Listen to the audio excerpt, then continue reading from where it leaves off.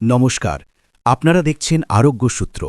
আজকের ভিডিওটি বিশেষ করে তাদের জন্য যাদের বয়স ৪৫ বছরের বেশি অথবা যারা ধীরে ধীরে সেই বয়সের দিকে এগোচ্ছেন। কারণ সত্যিটা হলো ৪৫ বছরের পর আমাদের শরীরে অনেক পরিবর্তন শুরু হয়। এই পরিবর্তনগুলো অনেক সময় চুপচাপ কোনো লক্ষণ ছাড়াই হয়। অনেক মানুষই মনে করেন আমি তো ভালোই আছি, আমার তো কোনো সমস্যা নেই। কিন্তু বাস্তবে অনেক বড় রোগ যেমন ডায়াবেটিস, উচ্চ রক্তচাপ বা কোলেস্টেরল প্রথমে কোনো লক্ষণই দেখায় না। এই কারণেই আজ আপনাদের জানাবো ৪৫ বছরের পর কোন ৫টি স্বাস্থ্য পরীক্ষা নিয়মিত করা অত্যন্ত জরুরি। এই পরীক্ষাগুলো সময়মতো করলে অনেক বড় রোগ শুরুতেই ধরা পড়ে এবং সহজেই নিয়ন্ত্রণে রাখা যায়। চলুন তাহলে শুরু করা যাক। প্রথম গুরুত্বপূর্ণ পরীক্ষা হল ব্লাড সুগার টেস্ট, অর্থাৎ রক্তে শর্করার মাত্রা পরীক্ষা। ৪৫ বছরের পর ডায়াবেটিস হওয়ার ঝুঁকি অনেকটাই বেড়ে যায়, বিশেষ করে যদি আপনার পরিবারে কারো ডায়াবেটিস থাকে, যদি আপনার ওজন একটু বেশি হয় অথবা আপনি যদি নিয়মিত শরীরচর্চা না করেন। ডায়াবেটিসের সবচেয়ে বড় সমস্যা হল এটি অনেক সময় নীরবে শরীরের ক্ষতি করতে থাকে।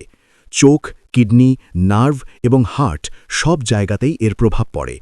তাই বছরে অন্তত একবার ফাস্টিং ব্লাড সুগার এবং HbA1c পরীক্ষা করানো খুবই গুরুত্বপূর্ণ। যদি রিপোর্ট স্বাভাবিক থাকে তাহলে নিশ্চিন্ত থাকা যায়, আর যদি একটু বেশি থাকে তাহলে সময় মতো ব্যবস্থা নেওয়া সম্ভব। দ্বিতীয় গুরুত্বপূর্ণ পরীক্ষা হল লিপিড প্রোফাইল, অর্থাৎ কোলেস্টেরল পরীক্ষা। আমাদের শরীরে কিছু কোলেস্টেরল প্রয়োজনীয় হলেও যখন খারাপ কোলেস্টেরল বা LDL বেড়ে যায় তখন তা ধীরে ধীরে রক্তনালীর মধ্যে জমা হতে শুরু করে। এই জমা হওয়া কোলেস্টেরলই একসময় হার্ট অ্যাটাক বা স্ট্রোকের ঝুঁকি বাড়িয়ে দেয়।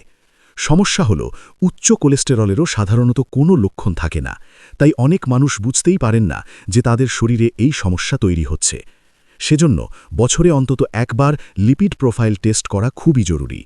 এই পরীক্ষায় মোট কোলেস্টেরল, LDL, HDL এবং ট্রাইগ্লিসারাইড সব কিছুই জানা যায়। তৃতীয় গুরুত্বপূর্ণ পরীক্ষা হল ব্লাড প্রেশার বা রক্তচাপ পরীক্ষা। উচ্চ রক্তচাপকে অনেক সময় বলা হয় সাইলেন্ট কিলার, কারণ এটি ধীরে ধীরে শরীরের গুরুত্বপূর্ণ অঙ্গগুলোর ক্ষতি করতে পারে, বিশেষ করে হার্ট, কিডনি এবং মস্তিষ্ক। অনেক সময় মানুষ বুঝতেই পারেন না যে তাদের রক্তচাপ বেশি। মাঝে মাঝে মাথা ব্যথা, মাথা ঘোরা বা ক্লান্তি অনুভব হতে পারে, কিন্তু অনেক ক্ষেত্রেই কোনো লক্ষণ থাকে না। তাই ৪৫ বছরের পর নিয়মিত ব্লাড প্রেশার পরীক্ষা করা খুবই প্রয়োজন। আপনি চাইলে বাড়িতেও একটি ডিজিটাল মেশিন দিয়ে মাঝে মাঝে পরীক্ষা করতে পারেন।